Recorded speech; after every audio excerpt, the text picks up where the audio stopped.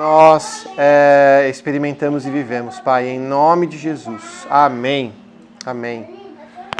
Chama lá o Cauê. Ô Cauê, vem cá fazer uma oração por nós, por favor. Vem cá, vem. Vai ali com o pastor Júnior e faz a oração por nós, por favor. Vem orar por nós. Vai orar pelas crianças. Vem aqui com o tio. Pastor, tanto faz. Tá aqui, ó. Aqui, meu amor. Vem cá, ó. Faz a oração aí, por favor. Faz oração?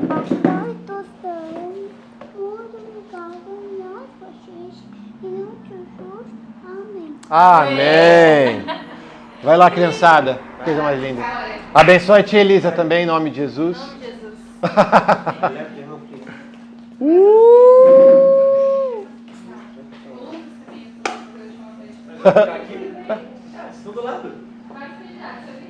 Fica com a gente aqui. Vai ficar aqui hoje. Vai ficar aqui. Isso, só isso, por favor. Tem mais pra pertinho. Ó, a Cami chegou. Bem na hora. A Cami você também não conhece, né? Não, tudo bem? Camila Lucas. Só online, eu acho, né? Que ela participou. Ah, é verdade, ela já participou. Verdade. Amém, gente. Amém. Vamos abrir a nossa Bíblia aí. No livro de Atos. Livro de Atos. Capítulo 2, a partir do versículo 42. Eu acho que eu já li esse texto, só nesse contexto da nossa igreja aqui, eu acho que eu já li umas 110 vezes, mais ou menos. Mas eu não posso fazer nada, né? Foi o texto que Deus me deu, então. Atos 2, 42 até o 47. Atos 2, 42, 47. Deu aí, gente? Posso ler? Fazer a piadinha de pastor, né? Quem achou diz amém? Quem não achou diz misericórdia. Não, no celular é fácil, né? Todo mundo acha. Vamos lá, gente. Eles se dedicavam ao ensino dos apóstolos e à comunhão, ao partir do pão e às orações. Todos estavam cheios de temor e muitas maravilhas e sinais eram feitos pelos apóstolos. Os que criam mantinham-se unidos e tinham tudo em comum. Vendiam suas propriedades e bens e os distribuíam conforme a necessidade de cada um. Todos os dias continuavam a reunir-se no pátio do templo. Partiam o pão em casa e juntos participavam das refeições com alegria e sinceridade de coração, louvando a Deus e tendo a simpatia de todo o povo. E o Senhor lhes acrescentava diariamente os que iam sendo salvos. Amém? Posso orar de novo? Paizinho, eu quero orar para que o Senhor realmente possa trazer clareza sobre o que o Senhor quer compartilhar conosco nessa noite.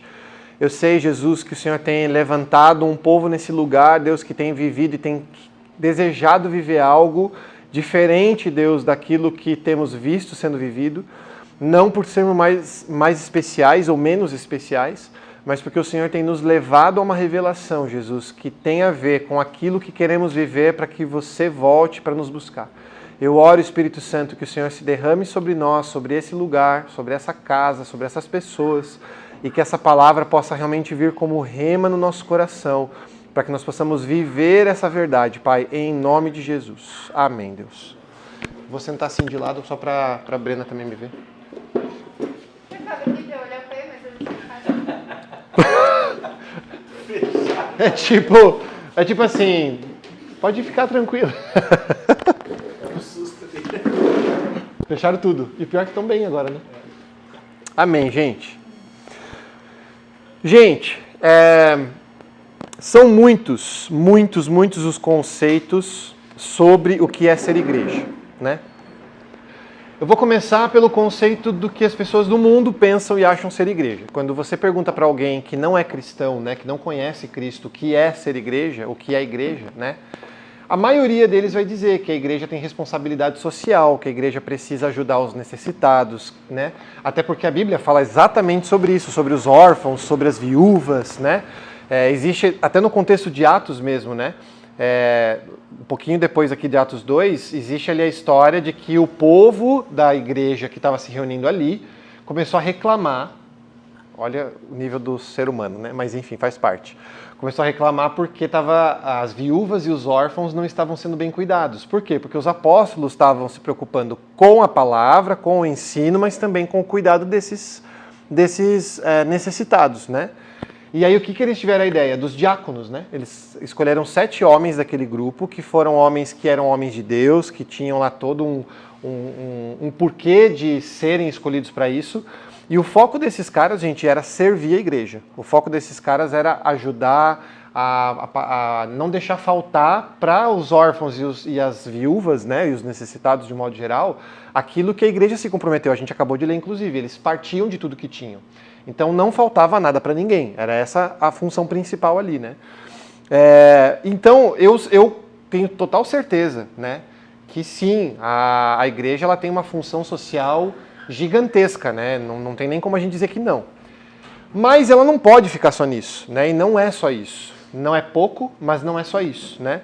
E aí a gente agora entrando no contexto do que a gente vê nas igrejas de um modo geral hoje, a gente pode responder muitas coisas, né?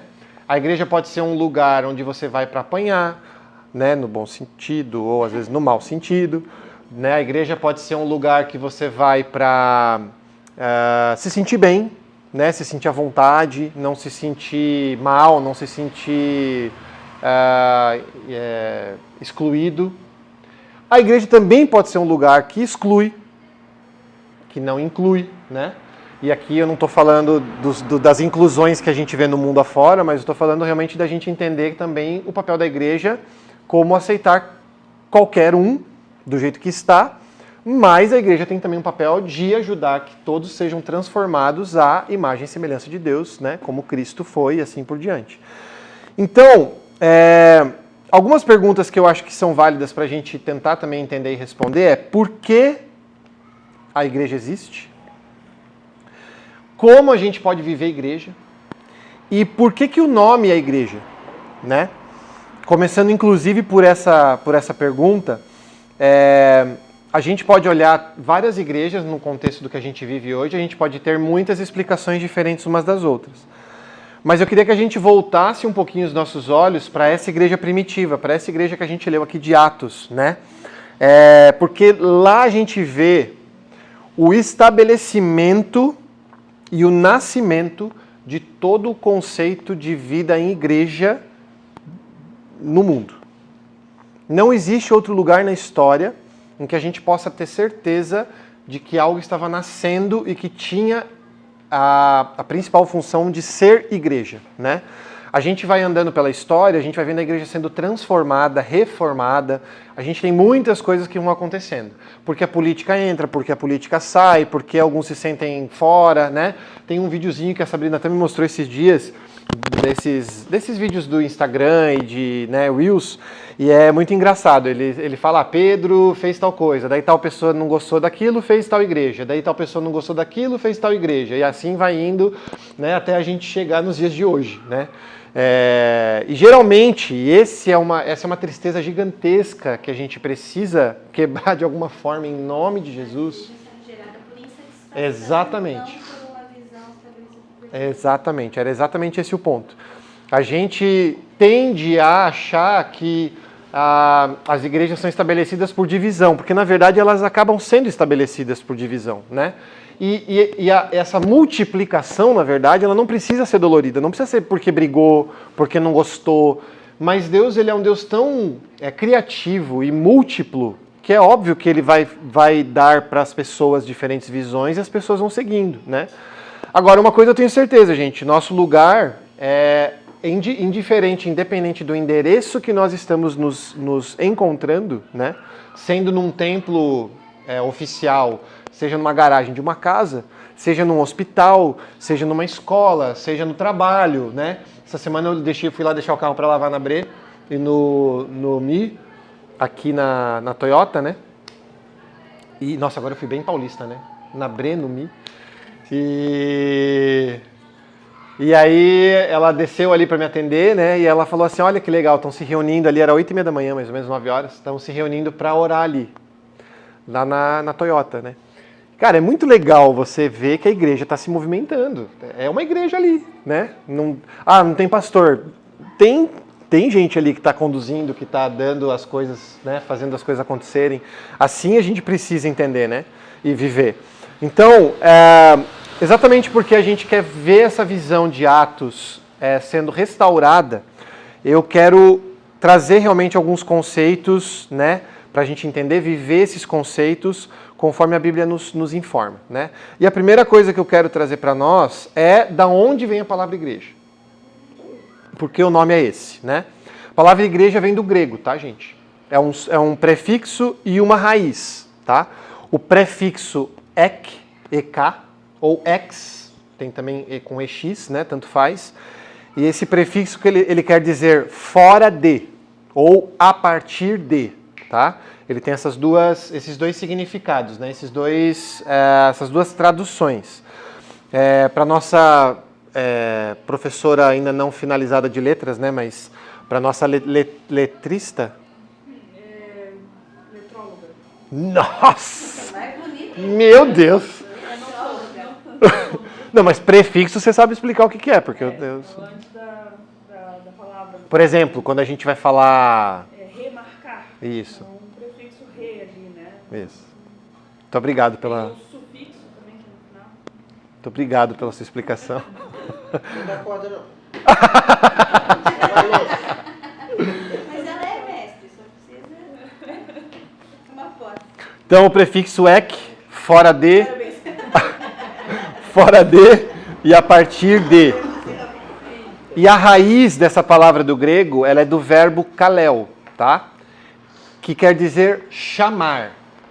Mas é lógico, não é ekaleo que a gente fala, né? O nome igreja vem do grego eklésia. E esse eklésia é a derivação do verbo kaleo, que quer dizer chamar. E eklésia quer dizer chamado. Então, quando a gente junta o prefixo com a raiz, vira eclésia. E aí quer dizer aqueles que são chamados para fora. Ou aqueles que são chamados a partir de fora. Né? Ou a partir de. Então, para fora e a partir. São as duas traduções. Então, a igreja, gente, ela tem essa função. Numa história, só agora curiosidade mesmo, essa palavra já era usada pelos gregos, pelos cidadãos gregos, nas assembleias políticas. Já tinha essa característica de ser uma reunião de pessoas para tomar atitudes e decisões conforme a necessidade do povo. Os cristãos pegaram essa palavra, até porque o grego era a língua praticamente universal ali de todo o contexto, né? Tinha também ali a parte do que Roma falava, mas o grego era a parte escrita, a parte da educação, da cultura, então eles usavam muito isso. Os cristãos pegaram essa palavra porque tem a ver com esse conjunto de pessoas, grupo de pessoas que faz e atua em favor de, para alguma coisa, chamado para isso, tá? Mas a pergunta é, chamados para fora de onde? Para onde? Para fora, para onde? Com quem que a gente vai? O que a gente vai fazer, né? E aí, gente, eu quero compartilhar com a gente aqui 3 conceitos dessa questão da eclésia. E a primeira coisa que eu quero dizer para nós aqui é que é impossível ser igreja sozinho. Não existe a possibilidade de sermos igreja sozinho. Pelo simples fato do grego e depois da tradução em português já querer dizer que é um grupo de pessoas, chamados. Já era o conceito na Grécia e continua sendo o conceito hoje. Nós temos a ideia e a certeza no nosso coração, gente, que não tem como sozinho. Eu até li esses dias atrás um exemplo, né? A mulher que não pode mais ir na igreja ou não consegue mais ir numa igreja, mas ela todo domingo assiste um culto ao vivo pela internet. Ela está congregando? Não, ela não está congregando. Ah, mas é um vídeo de uma igreja, ela se considera, ela até dizime e oferta nessa igreja, mas ela não está fazendo absolutamente nada com essa igreja. Inclusive, a função dela é mais sanguessuga do que outra coisa, porque ela só está recebendo o que está sendo falado ali e não está atuando de forma nenhuma, né? E não tem como realmente a gente ser igreja. Eu não posso me considerar Mesmo que depois de toda a pandemia a gente tenha um online acontecendo de uma forma muito mais ativa, né? Mas não, gente, a vida da igreja ela precisa ser em grupo, comunidade, não pode ser sozinho. Eu queria pedir para alguém abrir Hebreus 10, 23 a 25. Hebreus 10, 23 a 25. E pode ler daí quem abrir, por favor.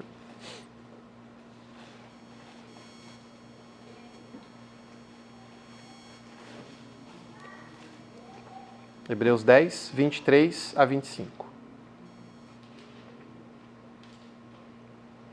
Quem já achou pode ler. Apeguemo-nos com firmeza à esperança que professamos, pois aquele que prometeu é fiel. E consideremos uns aos outros para nos incentivarmos no amor e as boas obras.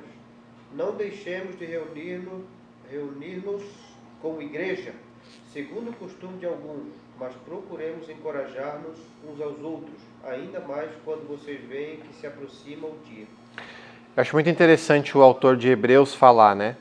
Mais ainda agora, porque já se chega o dia, está chegando o dia, né? Só que agora, na verdade, ele está falando isso aqui, gente, há quase 2000 anos atrás, tá? Já era o dia, né? É uma das coisas, inclusive, que eu acho que o Lu já perguntou isso, né? Pô, mas vocês estão falando que faz 2000 anos que está chegando, né? Pois é, a gente ainda não fez o trabalho de casa, né? A tarefa de casa para Jesus voltar. Então, ele está só na expectativa, né? É tipo o Neymar querendo entrar ali no segundo tempo do Santos, né? Empatou hoje, né? Deu 0-0. Eu sei, é só eu que torço pro Santos mesmo, então nem espero que vocês saibam do placar.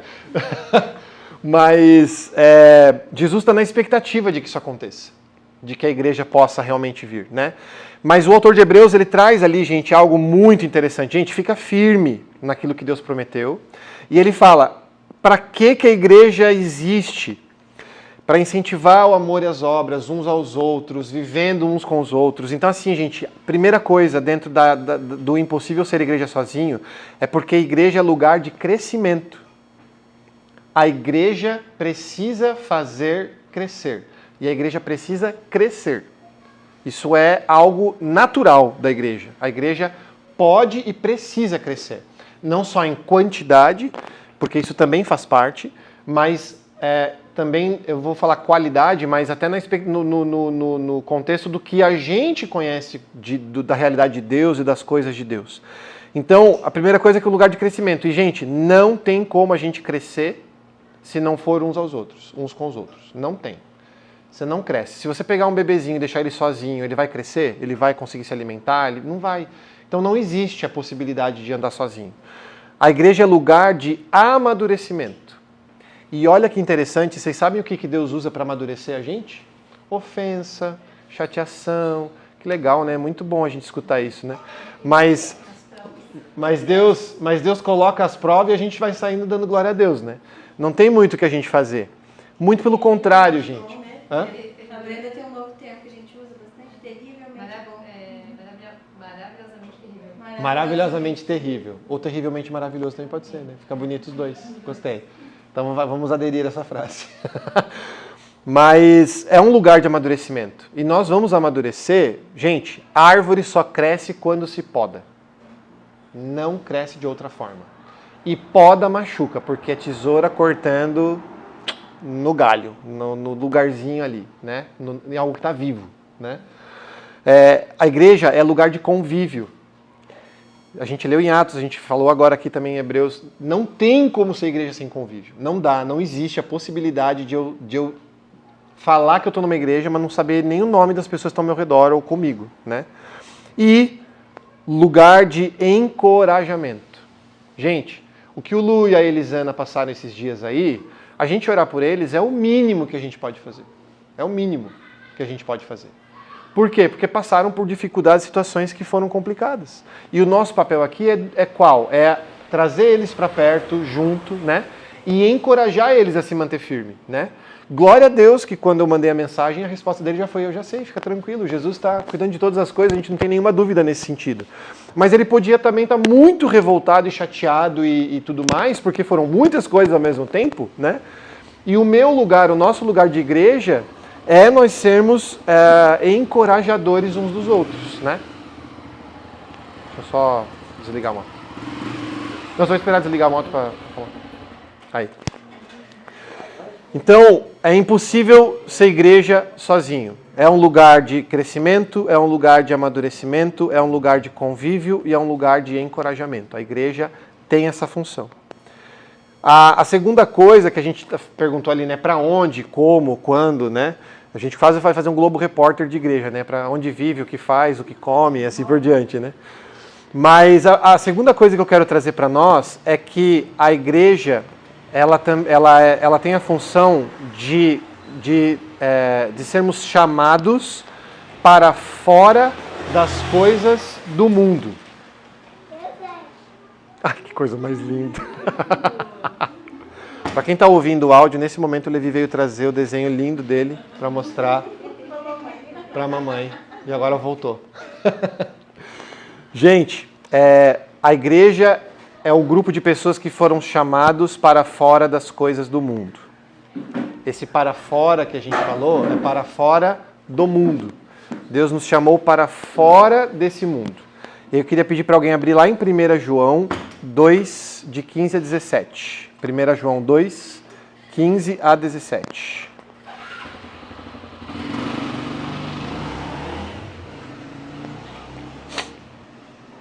Quem achar pode ler. 1 João 2, 15 a 17.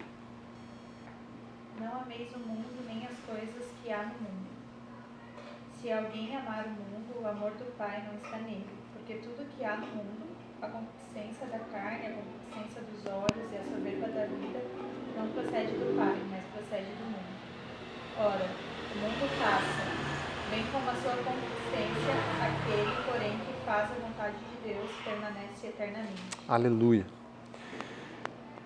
Quando nós falamos que a igreja é um grupo de pessoas chamados para fora, e que a gente agora está contextualizando para fora do mundo, João aqui ele está escrevendo essa carta dizendo: não amem o mundo, nem o que existe nele.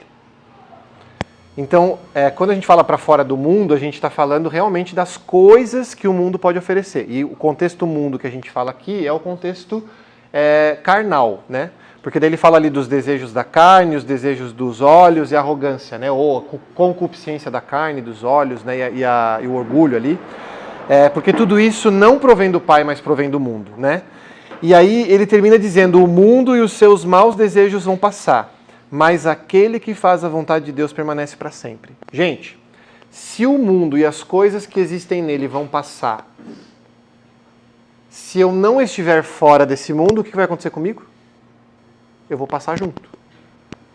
Quando nós somos chamados para fora do mundo, é porque Deus está garantindo que nós não vamos deixar de existir, ou seja, nós não vamos passar desapercebido, e Ele está nos tirando para um lugar seguro. Ele está tirando a gente do meio do tsunami, do redemoinho, seja lá qual for a imagem que você possa ter na tua cabeça, e nos levando para um lugar seguro, para uma montanha mais alta, onde não se chega a nada, né, muito difícil, muito danoso. Então, nós precisamos ter a clareza, gente, de que o mundo vai passar. Gente, não é porque o mundo vai passar que a gente não vai ser responsável em viver as coisas que a gente precisa viver aqui, né? Fazer xixi. Vai lá, meu amor. Saiu no áudio, não tem problema.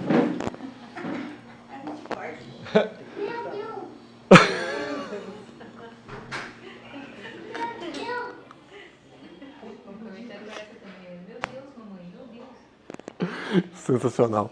Eu até perdi o fio da meada. Deixa eu voltar aqui. O mundo... Lá, lembrei. O mundo vai passar. Não quer dizer, gente, que a gente não tem que se formar numa faculdade, não quer dizer que a gente não tem que trabalhar, não quer dizer que a gente tem que largar nossa família, viver no meio do mato, comendo grilo e mel. Não quer dizer nada disso. Até porque o conceito da gente viver com Cristo não tem a ver com a gente viver uma utopia, né? Ou não tem a ver com o homem de Neandertal. Muito pelo contrário, Deus inclusive quer que nós estejamos no meio desses lugares, dentro da faculdade, dentro do trabalho, dentro da escola, dentro da casa, de família, porque nós precisamos fazer com que não só a gente saia desse mundo, mas aqueles que a gente ama também. Já parou para pensar a nossa responsabilidade de ajudar as pessoas ao nosso redor que ainda não conhecerem o Cristo que a gente está conhecendo, através da nossa vida, através das nossas palavras, através do que a gente vive. Então, sim, o mundo vai passar. E a gente precisa fazer com que as pessoas que a gente ama, e aqui eu estou sendo bonzinho, porque a Bíblia fala, inclusive, para a gente fazer com quem a gente odeia também, tá? Com amigos e inimigos. Mas de eles também não perderem a possibilidade, né, o lugar de estar também nesse lugar seguro, né? Porque, gente, as coisas do mundo não provêm de Deus. Nunca vão prover, porque não foi Deus que criou dessa forma. E na igreja, como nós estamos falando que nós somos chamados para fora das coisas do mundo, existe algo, gente, que eu acho maravilhoso. E em Provérbios, né? Provérbios fala sobre a multidão de conselhos. Eu não estou falando que você tem que sair perguntando para 947 pessoas o que você vai fazer da sua vida, até porque também não é tanto conselho assim que você precisa. Mas... Voltei. Mas a gente precisa achar um lugar de segurança em conselhos para a nossa vida. E eu sou grato a Deus, porque Deus colocou na nossa vida pessoas que hoje a gente pode sentar e perguntar, me aconselhar, saber. A gente esteve em Curitiba, a gente teve um tempo muito legal com um casal lá, e foi muito massa, porque a Sabrina até falou, né? Foi muito bom a gente poder ver que a gente pode ainda ter relacionamento, mesmo não estando mais em Curitiba, saudável no sentido de falar das coisas do dia a dia, mas também poder abrir o coração e trazer as coisas que a gente vive, né? E escutar também da parte dos outros, né? Essa troca, ela é tão importante, tão necessária. E, gente, não tem outro lugar para a gente viver isso. É só na igreja. Não tem, né? A gente pode e deve, na verdade... Não. Mas esse é o lugar de segurança que a gente pode viver, né? Nessa multidão de conselhos dentro daquilo que a gente experimenta, né? E por último, não menos importante, nós fomos chamados para fora, para o mundo. Então, peraí, nós somos chamados para fora do mundo, mas nós também fomos chamados para fora para o mundo. Deus, na verdade, nos tira para nos colocar de novo. Basicamente é isso, tá? Eu queria pedir para ler, alguém abrir aí em João 17, 14 até o 19. João 17, 14 até o 19.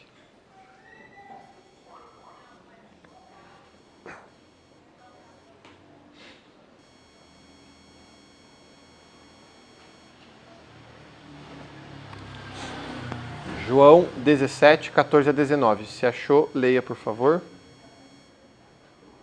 Eu lhes dei a tua mensagem, mas o mundo ficou com ódio deles porque eles não são do mundo, como eu também não sou.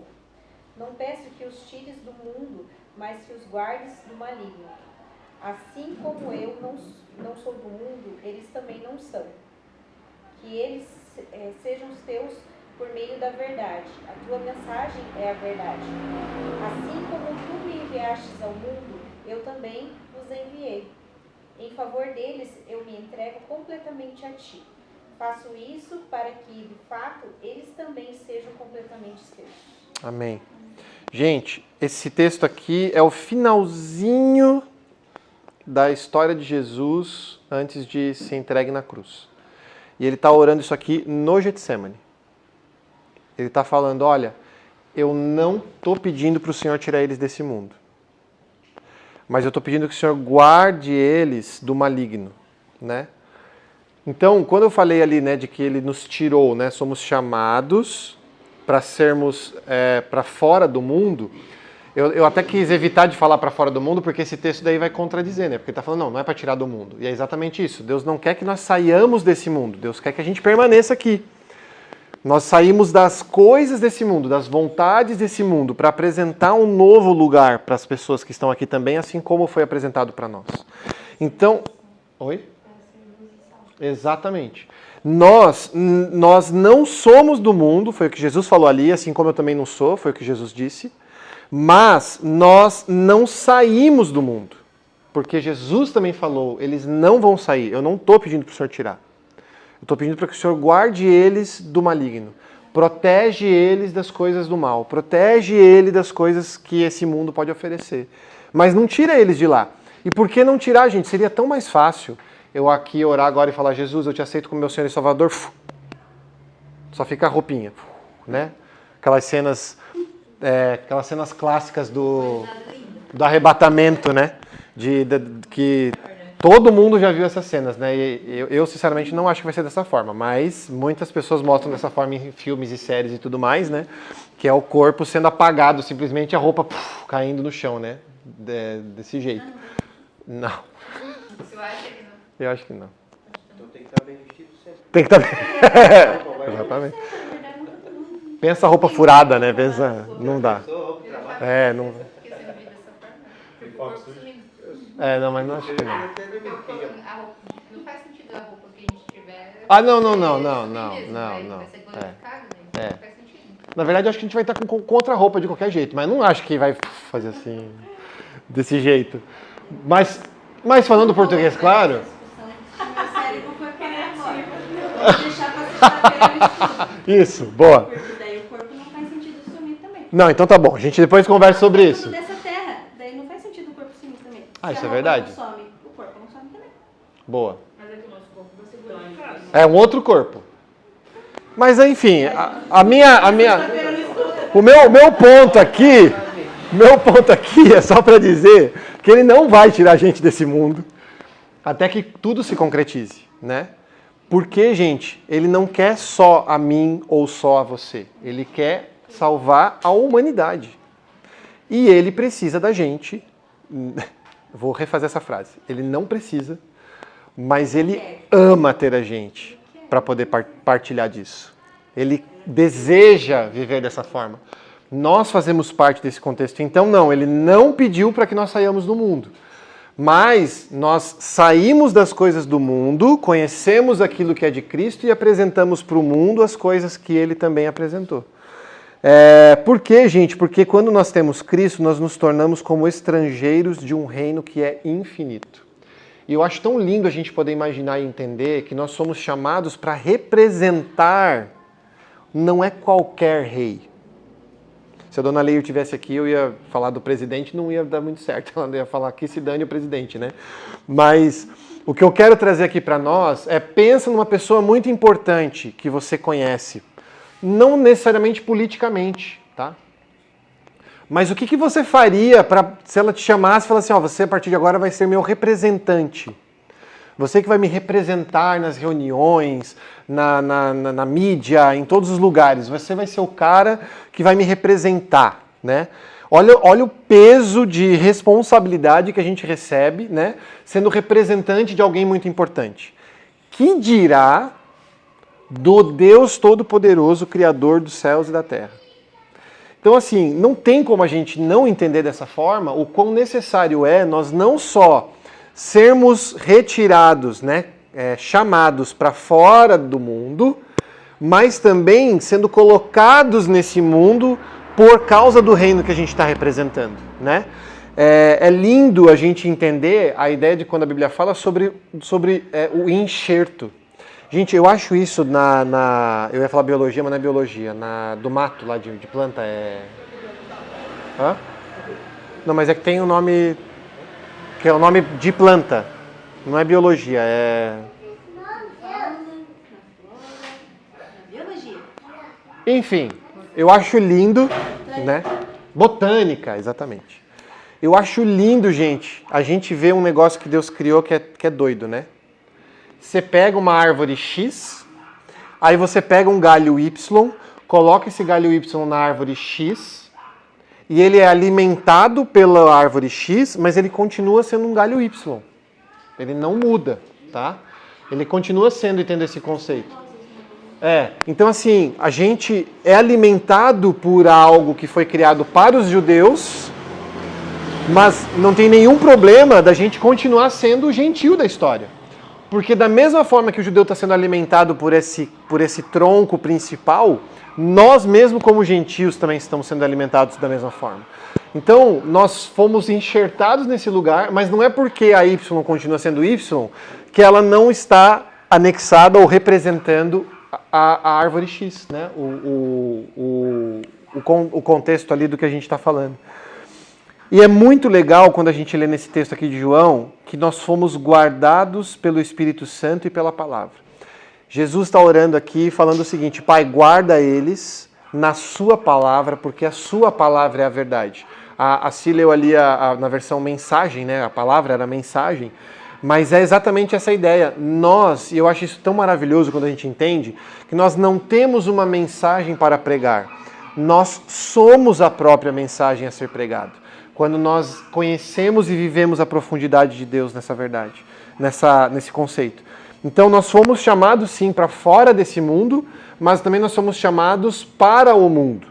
Nós somos chamados para fora das portas e paredes, né, e construções para que o mundo conheça Cristo.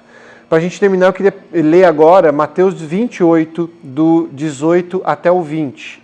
Mateus 28, 18 a 20 diz o seguinte: Então, Jesus se aproximou deles e lhes disse: Toda a autoridade me foi dada nos céus e na terra. Portanto, vão e façam discípulos de todas as nações, batizando-os em nome do Pai, do Filho e do Espírito Santo, ensinando-os a obedecer a tudo o que eu ordenei a vocês, e eu estarei sempre com vocês até o fim dos tempos.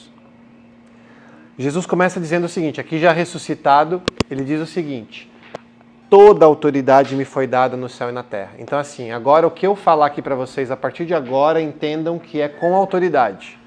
Jesus está falando isso para os seus apóstolos. E ele começa a dizer qual é a autoridade que ele está partilhando com a gente. Vão e façam discípulos de todas as nações, batizando-os em nome do Pai, do Filho e do Espírito Santo, ensinando-os a obedecer a tudo que eu ordenei a vocês, e eu estarei sempre com vocês até o fim dos tempos. A gente fala que esse texto é o texto da grande comissão, né? Eu falei isso na sexta-feira e eu achei muito interessante e importante trazer isso aqui de volta. A igreja tem uma missão. A igreja, ela foi comissionada. E a palavra comissão, ou agora usando de novo o nosso português de prefixo e tudo mais, né? A palavra comissão tem o prefixo, que é o co, né? E o missão, que é ali a raiz da palavra, do que a gente está falando, né? Então, quando nós dizemos que nós somos comissionados, é que nós participamos de uma missão. Nós estamos anexados, nós estamos incluídos numa missão. Que missão é essa? O próprio Jesus está falando. Vão por toda a terra, batizando as pessoas, fazendo conhecido o meu nome, e ensinando eles a verdade, e assim por diante.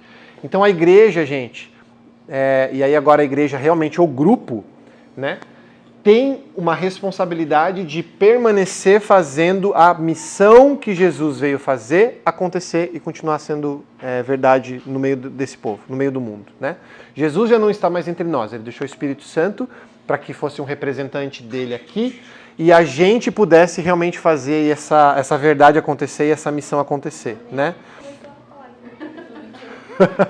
Oh, mas glória a Deus, que bom que é. Que bom que é crente.